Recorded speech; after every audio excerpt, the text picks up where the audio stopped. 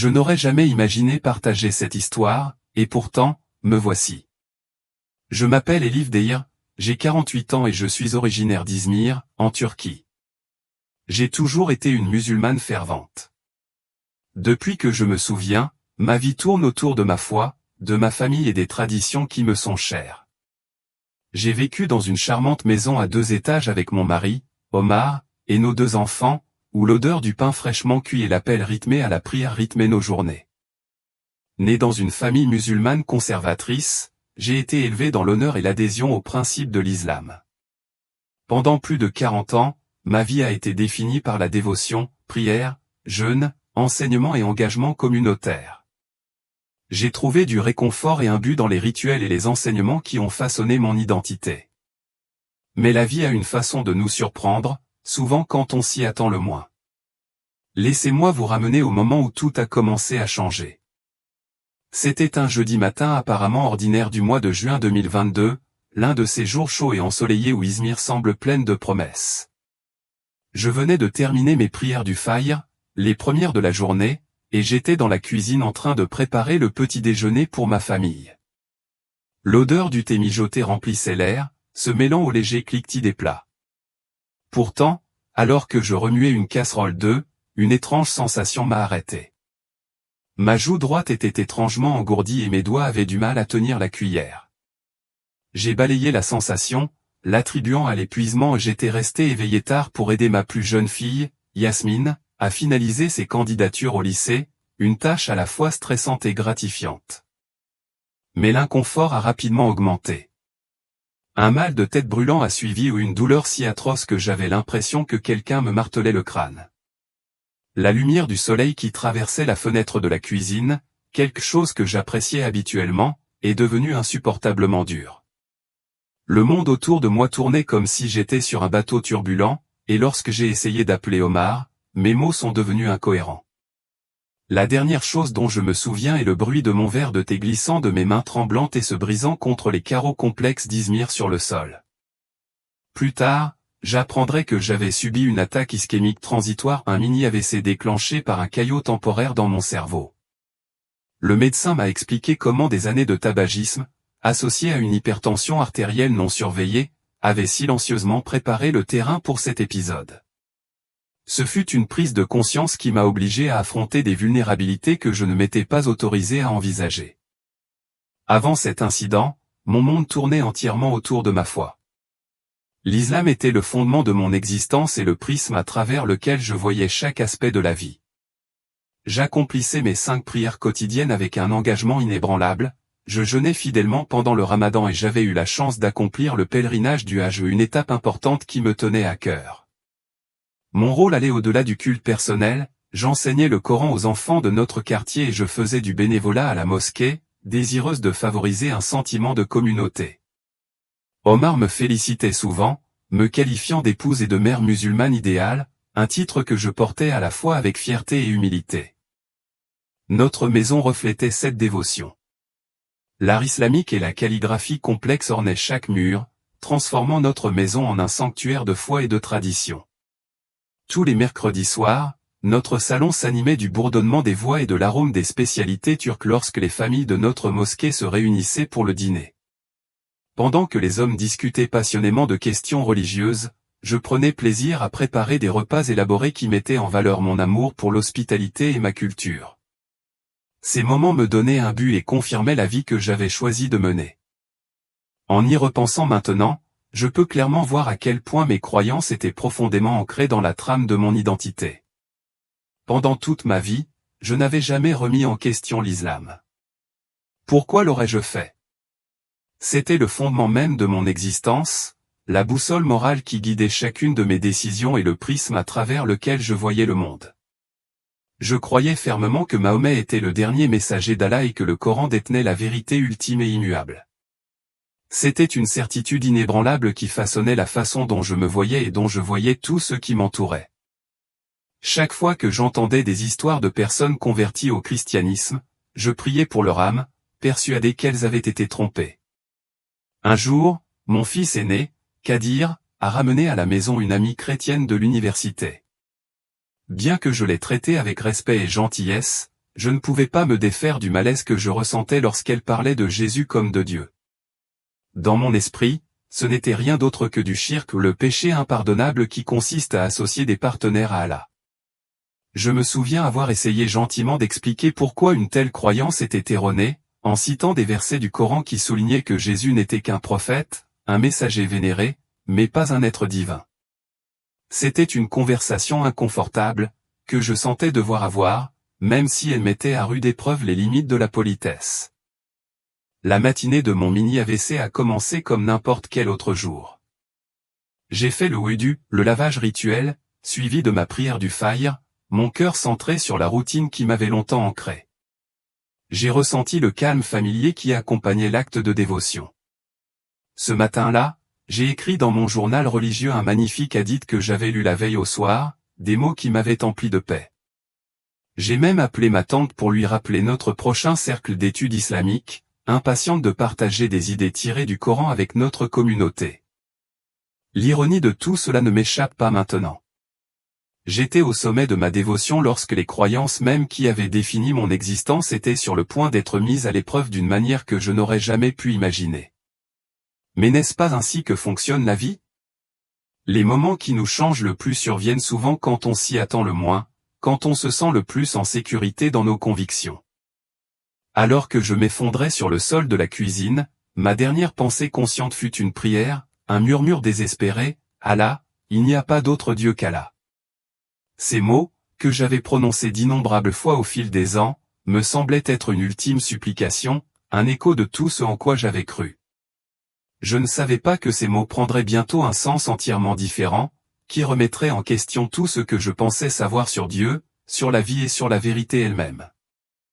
Omar m'a raconté plus tard que lorsqu'il m'a retrouvé, mes lèvres étaient devenues pâles et j'avais du mal à respirer. La panique dans sa voix, lorsqu'il a appelé les secours, résonne encore dans ma mémoire. Notre fils aîné, Kadir, qui avait récemment suivi un cours de secourisme, a immédiatement commencé à pratiquer la réanimation cardio-pulmonaire, ses mains tremblantes alors qu'il essayait de me réanimer. L'ambulance est arrivée en quelques instants, mais à ce moment-là, je n'avais plus de pouls. Les ambulanciers ont travaillé sans relâche dans les rues animées d'Izmir, naviguant dans le trafic matinal. Mais malgré leurs efforts, mon cœur s'est arrêté 2 fois pendant le trajet.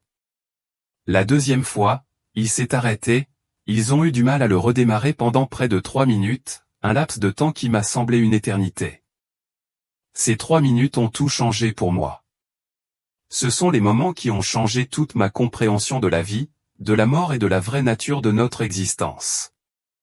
Ce qui s'est passé pendant ces précieuses minutes, et les 2 jours que j'ai passés inconscient dans le coma, est quelque chose que j'ai encore du mal à expliquer. Comment mettre en mots une expérience qui brise tout votre système de croyances?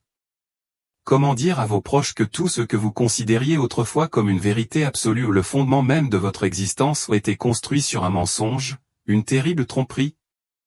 En repensant à ma vie avant l'expérience de mort imminente, Amy, je vois maintenant une femme qui était sincère mais qui, dans ma sincérité, se trompait profondément. C'est comme si j'étais une personne piégée dans une pièce sombre, convaincue de tout voir clairement, mais inconsciente que la vraie lumière m'attendait juste à l'extérieur, hors de ma portée. L'islam n'était pas seulement une partie de ma vie, c'était ma vie. C'était la structure dont dépendait tout le reste. Mes journées tournaient autour des heures de prière, mes années suivaient le rythme des pratiques religieuses et même mes relations étaient fondées sur des valeurs communes liées à ma foi. Je pensais que je marchais sur le droit chemin, certaine que ma dévotion était la clé du salut. Je jugeais les autres durement, les chrétiens, les juifs et surtout les athées. Je croyais, avec une certitude inébranlable, qu'ils feraient tous face à la colère d'Allah dans l'au-delà. Je voyais leur croyance, ou leur absence de croyance, comme mal avisée, piégée dans l'erreur. Maintenant, je vois à quel point j'avais tort, à quel point j'avais été profondément trompé. Mais cette révélation n'a pas été facile à obtenir. Elle a eu un prix énorme, un voyage qui m'a amené au seuil même de la mort. Alors que les ambulanciers se battaient désespérément pour relancer mon cœur dans l'ambulance et que ma famille attendait, impuissante et anxieuse, dans le couloir de l'hôpital, je n'étais pas simplement allongé sans vie sur une table des urgences. Mon âme s'embarquait dans un voyage qui allait révéler des vérités que je n'aurais jamais pu anticiper. Des vérités sur Mahomet. Des vérités sur l'islam. Des vérités sur le véritable chemin vers le salut. Et peut-être la révélation la plus choquante de toutes, des vérités sur la nature même de Dieu lui-même et sur le christianisme orthodoxe. Lorsque les gens parlent de la mort, ils décrivent souvent un tunnel avec une lumière vive au bout, une image universellement reconnue. Mais ce que j'ai vécu était très différent. Au moment où mon cœur s'est arrêté, j'ai senti que j'étais tiré hors de mon corps, non pas doucement, mais avec la force écrasante d'un puissant aimant. J'ai regardé, détaché, d'en haut, les ambulanciers se démener pour ranimer ma forme inanimée. Mais ce n'était pas comme regarder un film où une scène se déroulait devant moi. Je n'étais pas une observatrice passive, je pouvais tout ressentir, pas au sens physique du terme, mais d'une manière qui transcendait mon corps terrestre. J'ai ressenti des émotions d'une profondeur que je n'avais jamais connue, des pensées qui ont pénétré mon âme et des réalités spirituelles bien plus vives que tout ce que j'avais jamais connu. C'était comme si ma conscience avait brisé les limites imposées par mon cerveau physique. La première chose qui m'a frappé a été l'extraordinaire clarté de mes pensées. Tous les petits soucis de mon existence terrestre, les inquiétudes concernant l'avenir de mes enfants, les tâches ménagères inachevées, même les événements familiaux à venir semblaient totalement insignifiants, comme s'ils n'étaient rien de plus que des ombres passagères. Dans cet espace, j'ai pu ressentir une vérité spirituelle profonde, une vérité qui faisait que mes décennies de dévotion à l'islam n'étaient qu'une simple couche superficielle, un voile fin qui se déchirait pour révéler quelque chose de bien plus profond, de bien plus vrai que ce que j'avais jamais imaginé. J'ai commencé à traverser ce que je ne peux décrire que comme différentes dimensions de la réalité, chacune soulevant une autre couche de tromperie que j'avais accumulée au cours de ma vie. La première dimension a révélé la vérité crue sur mon dévouement à l'islam. Elle m'a montré comment ma dévotion, bien que sincère, m'avait en fait séparé du vrai Dieu. J'ai vu mes prières, l'acte même que je pensais être le summum de l'adoration, non pas comme des rituels sacrés mais comme des actions qui me maintenaient attaché à une fausse compréhension du divin. Et puis, la partie la plus troublante de mon voyage a commencé.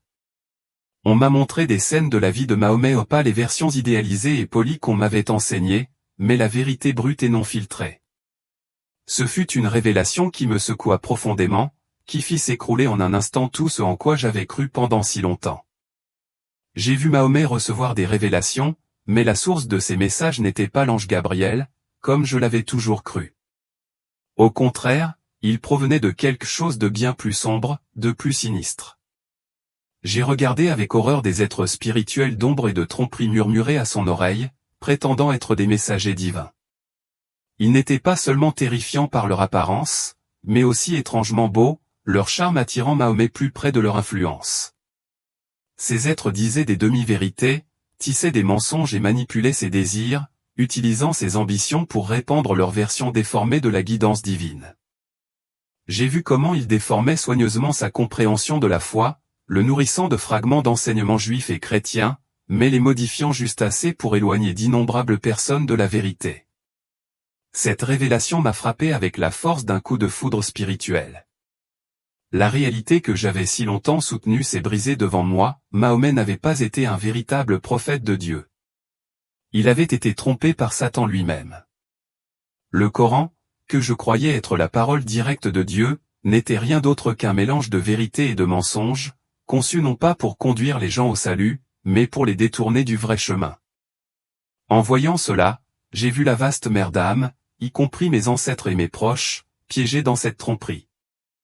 Ils étaient comme des somnambules, convaincus d'être éveillés, mais en fait perdus dans un rêve spirituel, inconscients de la vérité qui se trouvait juste hors de leur portée.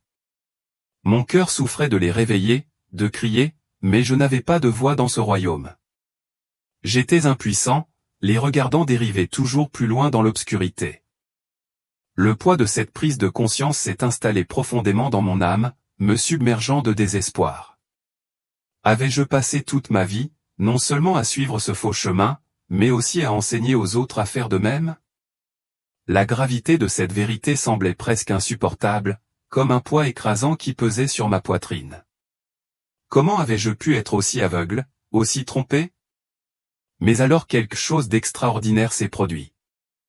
Une présence est apparue à mes côtés, une présence différente de tout ce que j'avais pu imaginer ou lire dans les enseignements islamiques. Ce n'était pas un ange, comme je les avais imaginés, ni le Dieu sévère et distant que j'avais adoré toute ma vie. Cette présence était bien plus profonde, elle irradiait un amour pur et sans tache, mais aussi une vérité et une justice inébranlables. Je savais, avec une certitude plus profonde que toute autre compréhension que j'avais sur terre, que j'étais en présence de Jésus-Christ. Mais ce n'était pas le Jésus dont on m'avait parlé dans l'islam, un simple prophète, subordonné à Mahomet. Non, c'était Dieu lui-même, uni au Père et au Saint-Esprit, mais distinct dans sa personnalité. La vérité de la Trinité, que j'avais longtemps rejetée comme blasphématoire, est soudain devenue limpide. Elle avait un sens que je n'aurais jamais pu saisir auparavant. La réalité de la nature de Dieu m'était dévoilée, et j'étais stupéfait par sa profondeur. Ce qui a suivi m'a secoué jusqu'au plus profond de moi-même. Jésus m'a montré ma vie de son point de vue, me révélant des moments que j'avais depuis longtemps oubliés ou rejetés. Chaque fois que j'avais rejeté sa divinité, chaque fois que j'avais enseigné aux autres qu'il n'était qu'un prophète, chaque fois que j'avais nié son sacrifice sur la croix, tout cela s'est déroulé devant moi, comme un film. Mais ce qui m'a le plus frappé, c'est que Jésus ne m'a pas montré ces moments pour me condamner.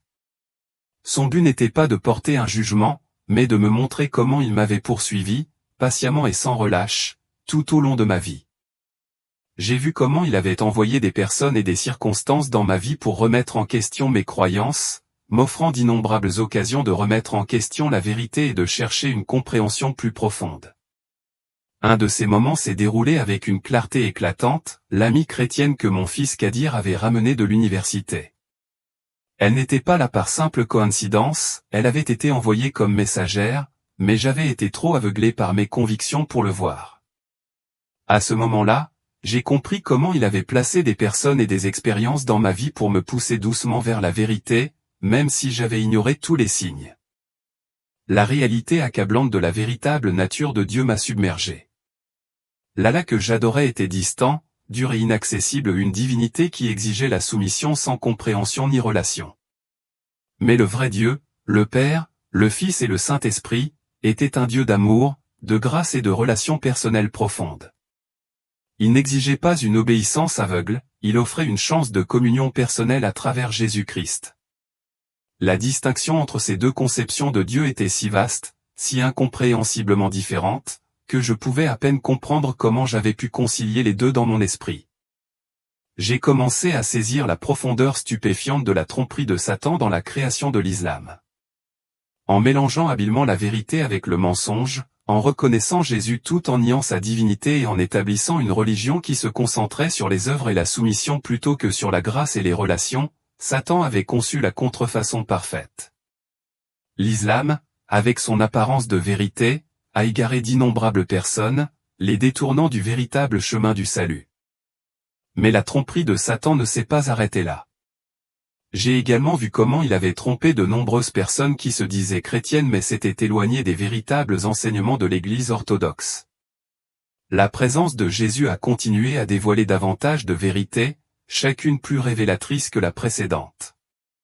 Il m'a révélé la conception islamique du paradis, un paradis axé sur les plaisirs et les récompenses physiques, où l'accent était mis sur les désirs terrestres plutôt que sur la vérité spirituelle. Cela aussi faisait partie du plan de Satan pour garder les gens fixés sur les plaisirs matériels temporaires au lieu de les guider vers une joie plus profonde et éternelle.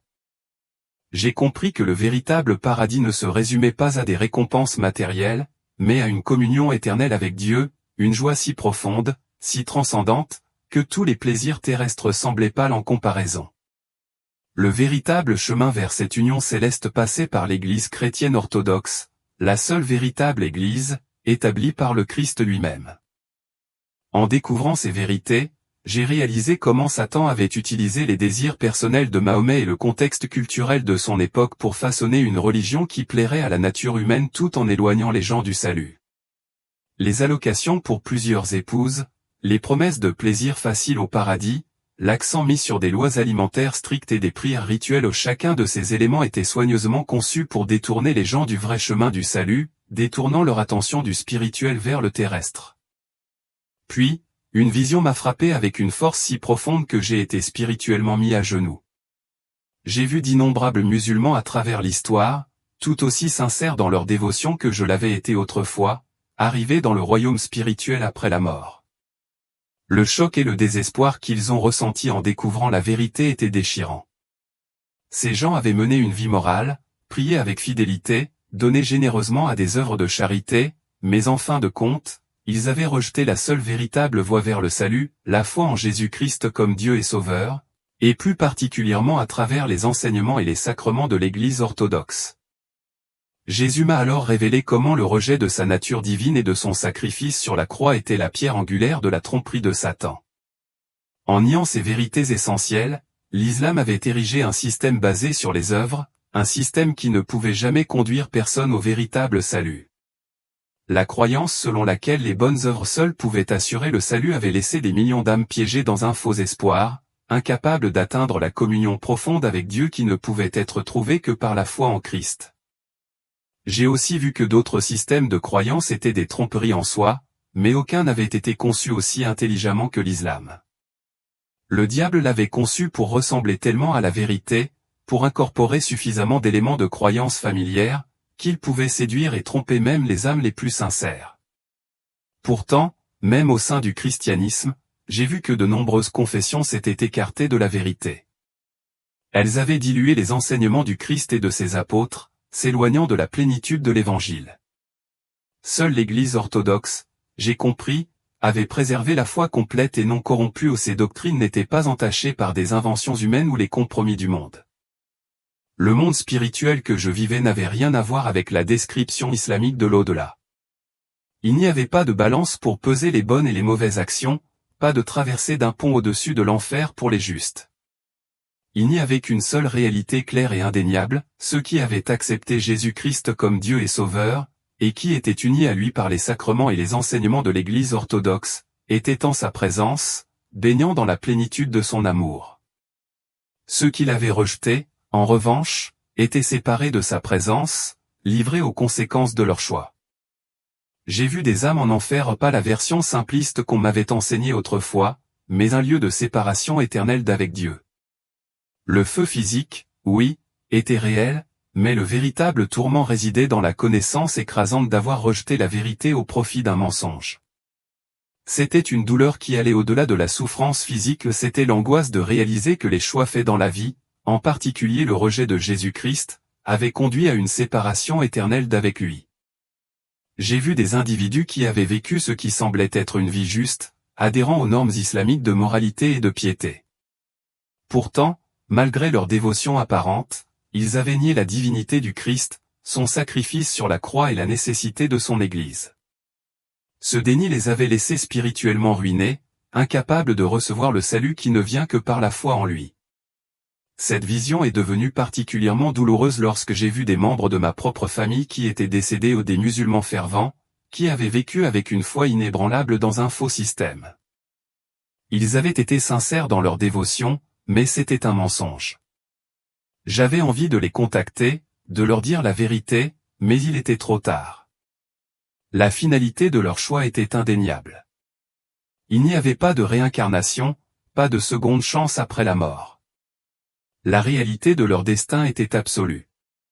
À ce moment-là, j'ai compris que la clé du salut résidait dans la reconnaissance de Jésus-Christ comme Dieu, dans l'acceptation de son sacrifice et dans la pleine participation au sacrement de l'Église orthodoxe, qui seul préservait la plénitude de la vérité.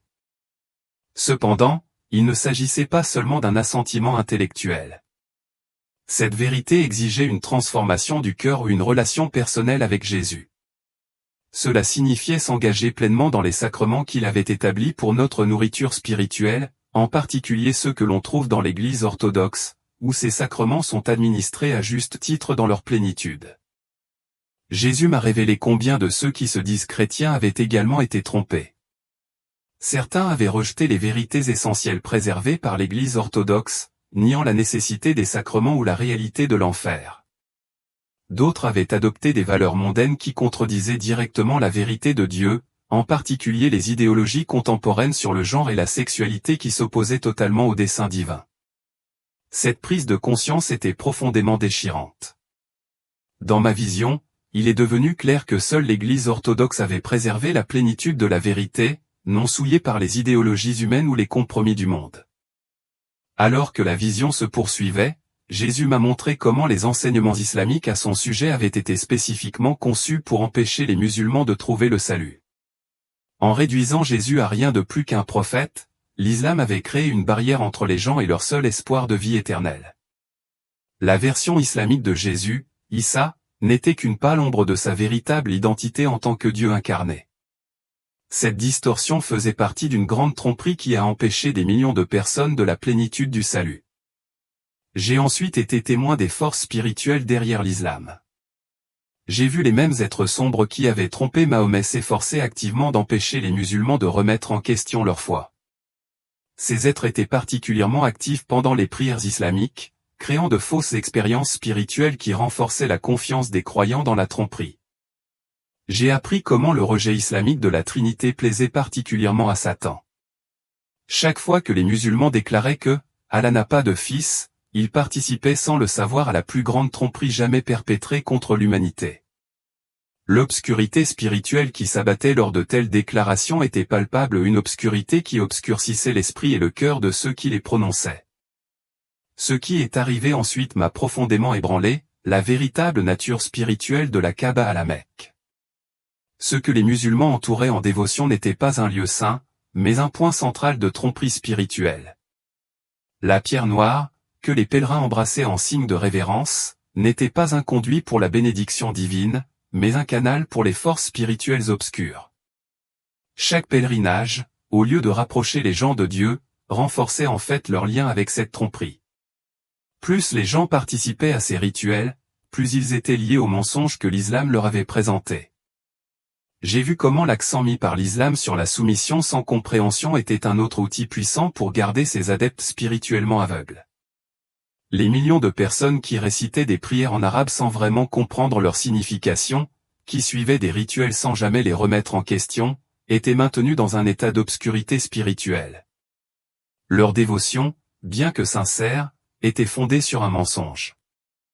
Puis, Jésus m'a révélé la véritable nature des révélations du Coran. J'ai alors vu clairement les moments où Mahomet a reçu ces révélations dans la grotte de Hira. L'être qui lui est apparu n'était pas Gabriel, mais un esprit trompeur, beau et terrifiant, qui lui disait un mélange de vérités partielles et de mensonges cruciaux. Les symptômes physiques que Mahomet a ressentis lors de ces révélations, transpiration, respiration difficile, bourdonnement étaient des signes d'influence démoniaque, et non d'inspiration divine. Jésus m'a expliqué comment Satan avait exploité le désir sincère de Mahomet de réformer sa religion pour créer un système qui égarerait des millions de personnes. En mélangeant des éléments de vérité avec des éléments d'erreur, l'islam est devenu particulièrement efficace pour tromper les gens. Ses enseignements moraux et son insistance sur la justice sociale ont attiré beaucoup de gens, mais son déni fondamental de la divinité du Christ a fait en sorte que ses adeptes manqueraient le seul véritable chemin vers le salut. J'ai été témoin de scènes de la propagation de l'islam à ses débuts, où sa croissance était étroitement liée à la conquête militaire et au pouvoir politique. Cela contrastait fortement avec l'Église chrétienne primitive, en particulier l'Église orthodoxe, qui s'est propagée par l'amour, le sacrifice et le martyre. La différence était profonde. La véritable foi en Christ s'est développée grâce à la souffrance et à l'amour des fidèles, tandis que l'expansion de l'islam s'est assurée par la force et la domination.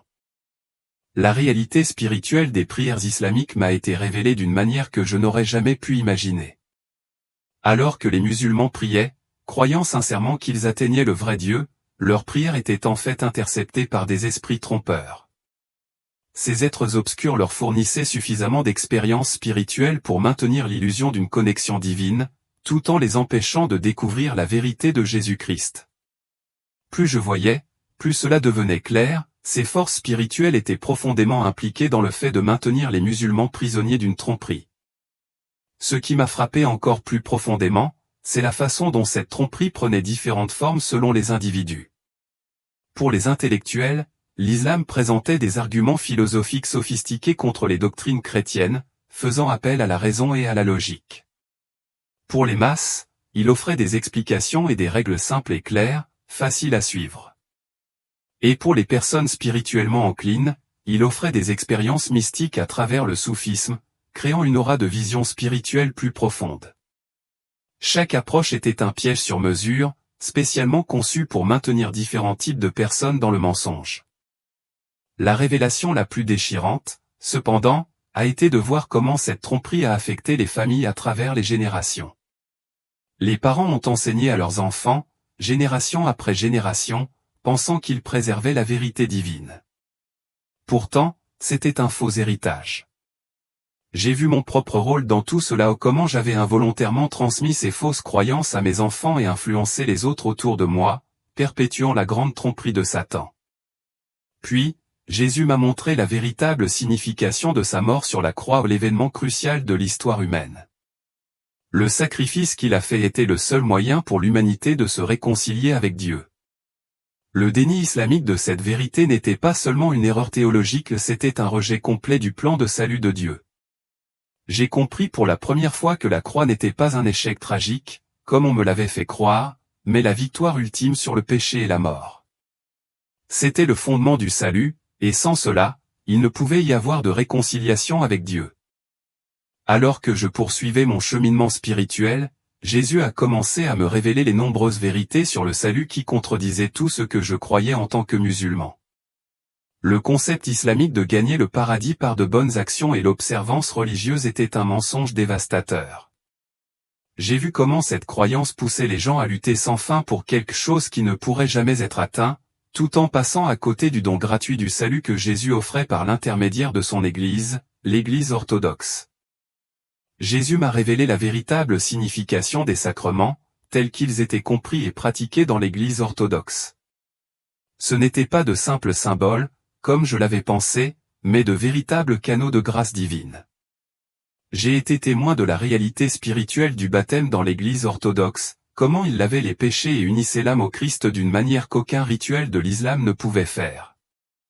L'Eucharistie m'a été présentée non pas comme un simple mémorial, mais comme une participation profonde au corps et au sang du Christ, une source de nourriture spirituelle essentielle qui ne pouvait être pleinement vécue que dans la liturgie orthodoxe.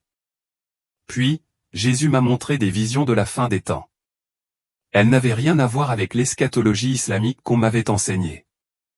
Il n'y aurait pas de triomphe islamique mondial, pas de conversion généralisée à l'islam comme le prédisaient les enseignements de l'islam.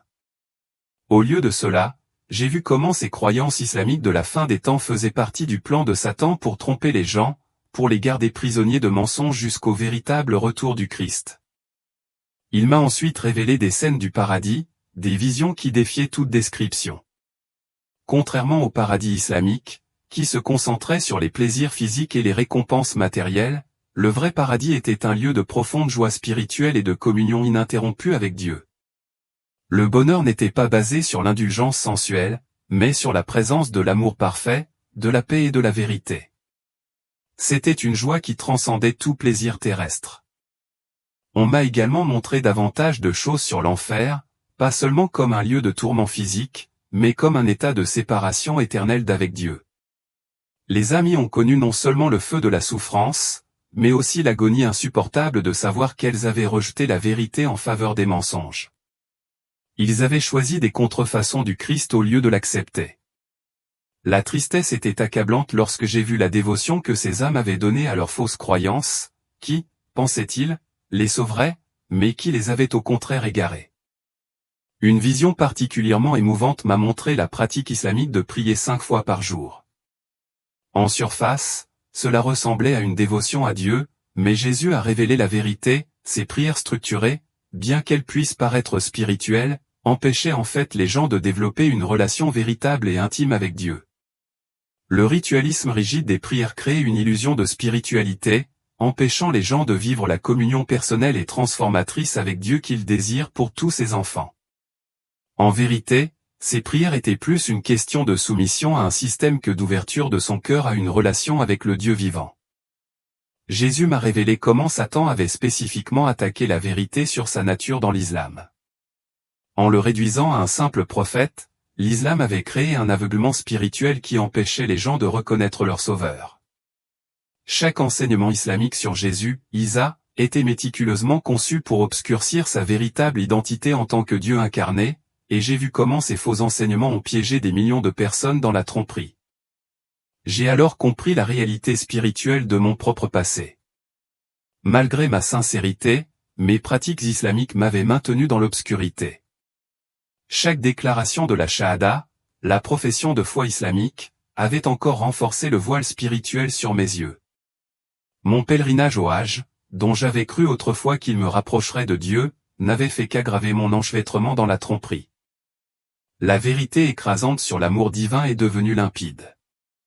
Contrairement à l'Allah lointain et impersonnel de l'islam, le vrai Dieu était intimement concerné par chaque personne.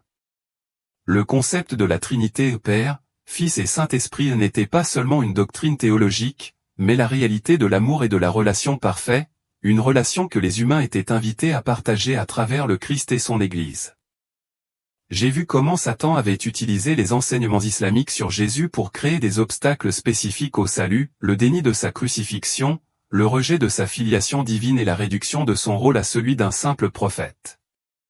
Chacun de ces faux enseignements était comme un verrou spirituel, qui maintenait les gens dans la tromperie et les éloignait de la vérité. La vision s'est ensuite élargie, révélant la guerre spirituelle plus vaste en jeu.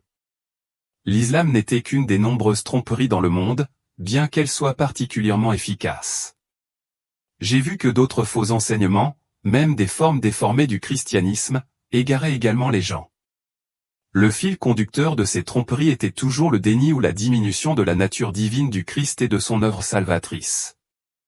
Ce n'est que dans l'orthodoxie que la vérité sur le Christ a été pleinement préservée. Sur le plan personnel, Jésus m'a montré comment cette tromperie avait affecté ma propre famille à travers les générations. J'ai vu mes parents, mes grands-parents et mes ancêtres, chacun d'entre eux suivant sincèrement un chemin qui les éloignait finalement de la vérité. Le poids de cette tromperie générationnelle était déchirant. Mais Jésus m'a aussi montré que sa vérité, telle que préservée par l'Église orthodoxe, pouvait briser ces chaînes et me conduire vers la lumière. 2 jours plus tard, lorsque j'ai ouvert les yeux dans la chambre d'hôpital, rien n'était plus pareil. La calligraphie islamique sur le mur, autrefois source de réconfort, ressemblait désormais à des chaînes qui me retenaient dans un esclavage spirituel. Le tapis de prière à côté de mon lit me semblait être le symbole d'années de culte mal dirigées. La première personne que j'ai vue était Omar, mon mari. Ses yeux étaient rouges à force de pleurer. Il avait veillé à mon chevet, récitant le Coran en continu, croyant qu'il m'apporterait du réconfort. Ce qui m'aurait profondément ému auparavant ne faisait que me briser le cœur. Chaque verset arabe qu'il psalmodiait, bien que bien intentionné, l'éloignait davantage de la vérité que j'avais appris à connaître. La convalescence a été difficile, tant physiquement que spirituellement. L'AVC avait affaibli mon côté droit, nécessitant des mois de thérapie physique. Mais le plus grand défi était de faire face à la vérité que je connaissais maintenant. Comment dire à votre famille musulmane fervente que tout son système de croyance est fondé sur la tromperie? Pendant les premières semaines, je n'ai pas parlé de mon expérience, me concentrant sur ma guérison physique. Mais intérieurement, je brûlais d'envie de partager la vérité. Je ne pouvais pas supporter de voir ma famille continuer à me tromper.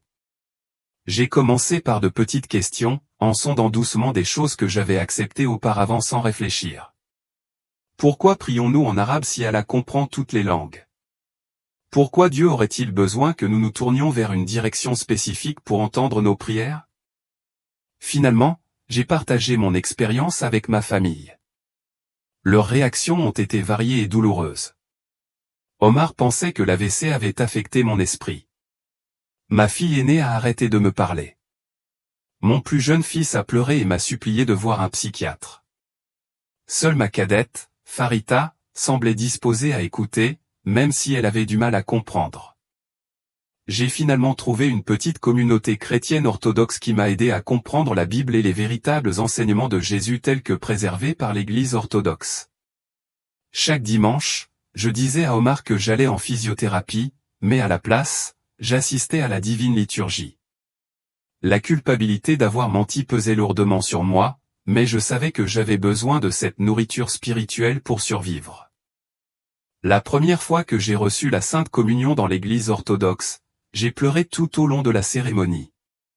Le pain et le vin étaient si différents de tous les rituels islamiques que j'avais connus. C'était une véritable nourriture spirituelle, une véritable connexion avec le Christ, une réalité que je comprenais maintenant n'était pleinement présente que dans la liturgie orthodoxe. L'amour immense que j'ai ressenti à ce moment-là a confirmé tout ce que j'avais vécu pendant mon expérience de mort imminente. Ce fut un moment de profonde transformation, un moment d'union avec le Christ auquel j'avais aspiré sans le savoir. Ma transformation a eu un prix élevé. Ma famille élargie m'a renié et des amis que je connaissais depuis des décennies ont traversé la rue pour m'éviter. Les femmes qui avaient assisté à mes cours de Coran ont maintenant averti leurs enfants de rester loin des apostats. L'imam local a même déclaré que mon mari devrait divorcer. Mais pour chaque relation terrestre que j'ai perdue, j'ai gagné quelque chose de bien plus précieux, une relation authentique avec le vrai Dieu à travers l'Église chrétienne orthodoxe. Le Jésus que je n'avais connu que comme prophète est devenu mon Seigneur et Sauveur. Son amour a comblé le vide laissé par le rejet de ma famille. 7 mois après mon expérience de mort imminente, Omar m'a donné un ultimatum, retourner à l'islam ou partir. Le cœur brisé mais avec une foi inébranlable, j'ai fait mes valises et emménagé chez une famille chrétienne orthodoxe de ma nouvelle église. Il s'agissait d'immigrants russes qui m'ont aidé à démarrer une nouvelle vie, libéré de la tromperie spirituelle qui m'avait lié pendant si longtemps. Aujourd'hui, je vis dans un petit appartement et je travaille comme vendeuse dans une épicerie. Ma relation avec mes enfants se répare lentement, bien qu'Omar refuse toujours de me parler. Chaque soir, je prie pour ma famille et mes amis musulmans, demandant à Jésus de se révéler à eux comme il l'a fait pour moi et de les conduire à la plénitude de la vérité dans l'Église orthodoxe. Parfois, je rencontre d'autres femmes musulmanes et je vois en elles mon ancienne personnalité, sincère, pieuse, mais sincèrement dans l'erreur. Lorsqu'elles me demandent pourquoi j'ai quitté l'islam, je leur raconte mon histoire. Certaines réagissent avec colère, d'autres avec curiosité. J'ai appris à faire confiance à Dieu pour les résultats. Mon expérience de mort imminente a anéanti tout ce que je croyais savoir sur Dieu, la vérité et le salut. Ce que j'ai perdu sur le plan terrestre n'est rien en comparaison de ce que j'ai gagné, la connaissance du vrai Dieu et la promesse de la vie éternelle par Jésus-Christ et sa sainte Église, l'Église orthodoxe.